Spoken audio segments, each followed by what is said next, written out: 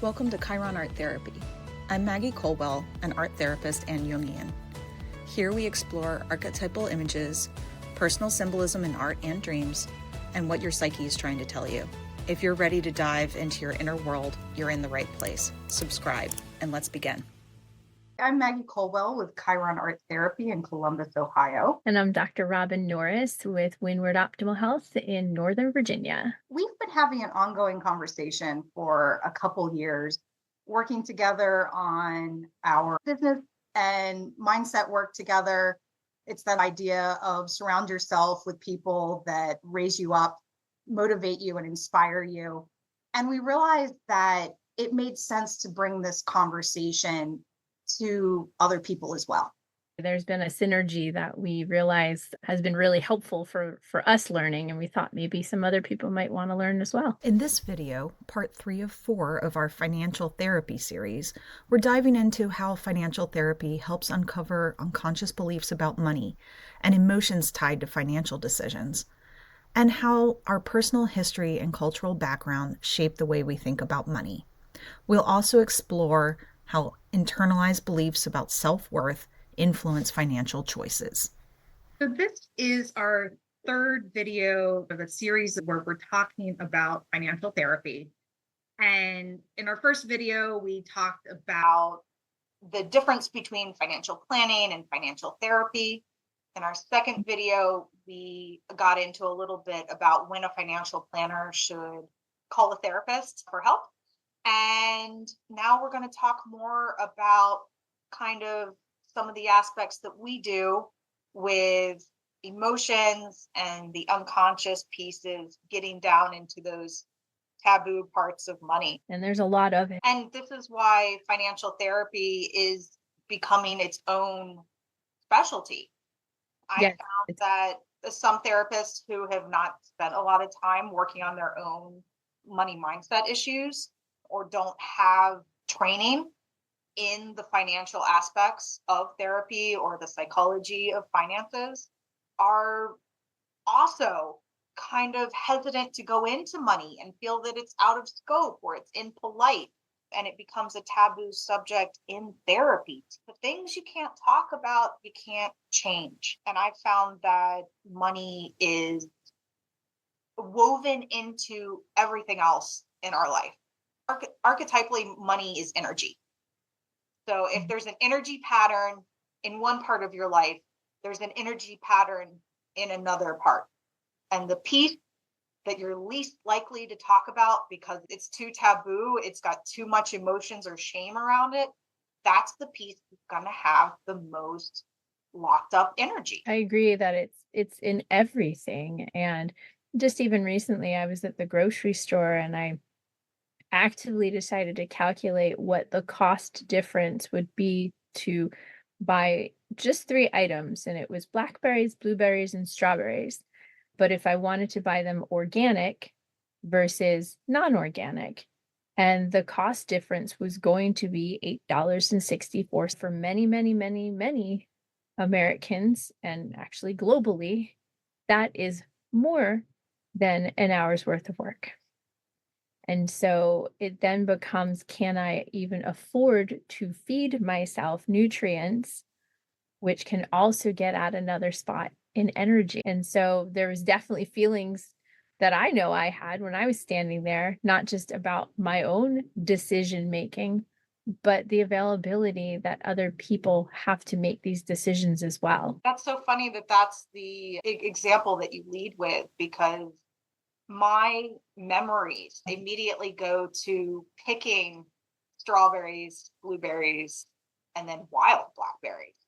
So I have incredibly rich memories of blackberries being free and a past history of my mom saying we can't afford to buy blackberries because they're too expensive. So, immediately we're talking about like social strata. We're talking about economic privilege. We're talking about the availability of food and scarcity. And then if we are trying to feed additional people than just ourselves, are we employed? And if we are employed, are we going to work every day never feeling like we're enough because we're not making enough money to be able to make these decisions. So even when you learn something new, you may not be able to implement the something new that you learned. Not sure I understand that. Go into that a little bit further. So I learned about different food choices many, many years ago, but I didn't have the budget to implement those at Okay. all, right? I still had so much debt. I went into every piece of college debt you could possibly go into because I was ushered into that storyline of college debt is good debt. And so that didn't matter at the end of the day, whether it was good or bad, it was a number. It was still a number that I had to fulfill my obligation with every month. And that number was set into a ratio of my earnings. And that ratio to debt earnings space left me with how much I had to spend on food, shelter, clothing, fun. And so that part of who we are really is, I believe, where the taboo of money lies in we would like to be versus who we're defined by in terms of the money that we may have. And when those things are misaligned, it's time to do some, in my world, it would be some art about it Mhm. and seeing like an image of who I want to be, an image of who I am, an image of who I came from, and then do separate images or, like little sculptures or something of, and what do each one of those feel like when I'm also considering my financial health. Right, right. Yeah, and in my cognitive behavioral world, it's, go out and try to write something down. Try to get an index card and make a note of that feeling and when you had it.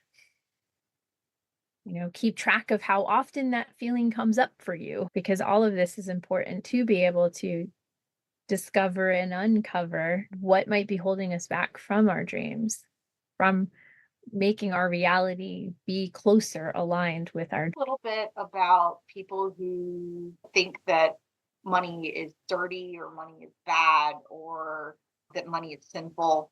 Because I feel like a lot of times there's like, I don't want to deal with it. I just want to throw it away. Like, I don't want this as part of my life because, then I'm lesser. Hmm. I would say money onto itself or currency of any sort, because we haven't always used in different cultures a dollar or a coin. We might have used a cowrie shell or a feather. Onto itself, it is neutral, the item. But what we place onto it is the value. And what others around us place onto it is the value. Do I have 50 feathers more than the other person? Do I have $50 more than the other person? And what should I do with that? Is it okay that I have all 50? Should I split it in half?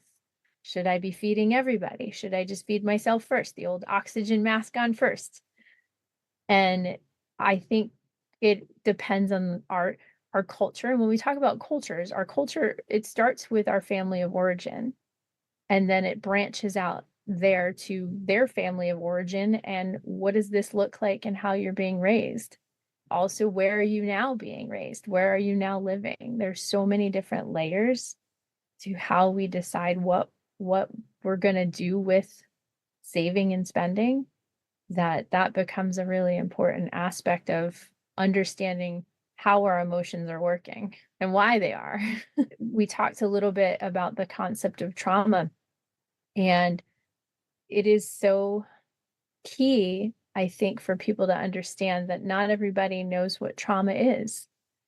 If you've had a lot of experiences in your upbringing and you haven't really unpacked them, sometimes you might just consider those dramatic and not traumatic. And so, even in therapy and in counseling and in doing art, I know we've seen people be able to go, huh, that probably wouldn't have been the way that I would have liked to have experienced my childhood.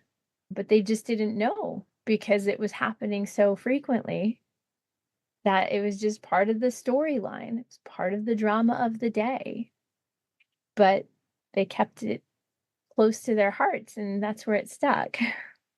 That we take in as automatic, that we've never questioned, we've never examined. Those are the things that are kind of our unconscious reactions. Right. And it takes a while to get to a place where you can kind of dismantle those and like kind of like see, like how are these parts working together? How did this tick? That's one thing that came up for me.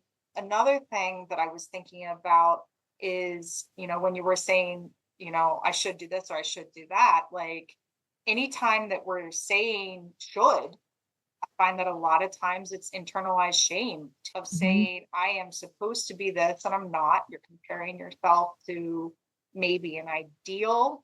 It might be based on parental projections of their expectations. And that's a pretty heavy burden.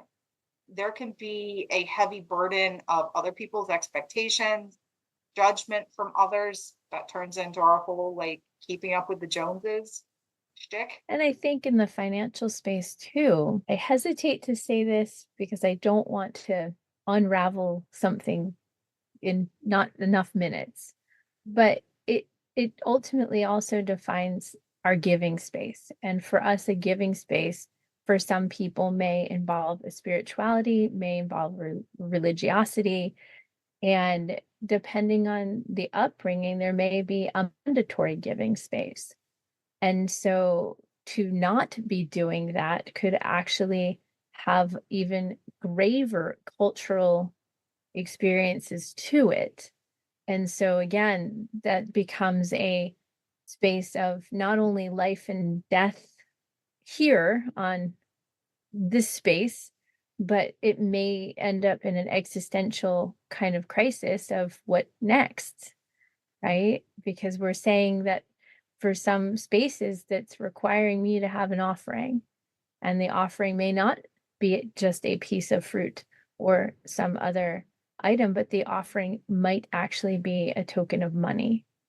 So that can also bring guilt and shame and fear and worry. They all hang out together about, am I doing this the right way? Am I doing this the way I'm supposed to do this? Another place that I see those emotions that band together come up is when somebody's gotten an inheritance from a death, where there is maybe a expectation related to, am I living up to, like my mother's memory? Am I doing what my father would expect of me? Did I deserve this? Am I carrying the weight of, now I have more money than I ever expected to have? Am I wasting it? Am I doing enough? And it's wrapped up in guilt and shame. Right. Right. And I've seen and met with people where it may be a second or third generation worth of money, and they did not feel like the money was secured in a way ethically that they wished it had been. So yet again, we have another layer of a windfall in a bank account may not be a emotional windfall because they might have never agreed that the money should have been there to begin with. So there's a lot of things to unravel, a lot of discussions, and a lot of, like I said, when clients come to you, a lot of art space to discover. So today, I think this section was really neat. Thank you, Robin, for diving into this project with me. In our final video, we'll talk more about emotions and specifically how shame drives our financial decisions.